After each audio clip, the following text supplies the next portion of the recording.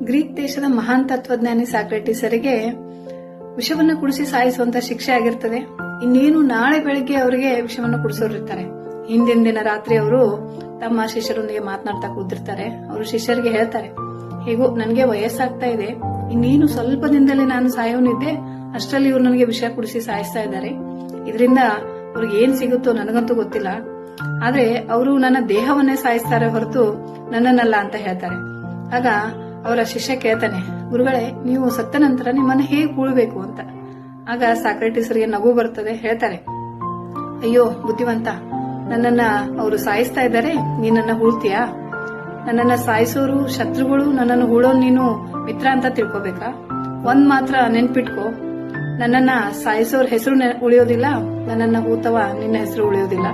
ನಾನು ಸಾಕ್ರೆಟಿಸ್, ನಾನು ಸತ್ರು ಬದುಕ್ತೇನೆ ಅಂತ ಹೇಳ್ತಾರೆ.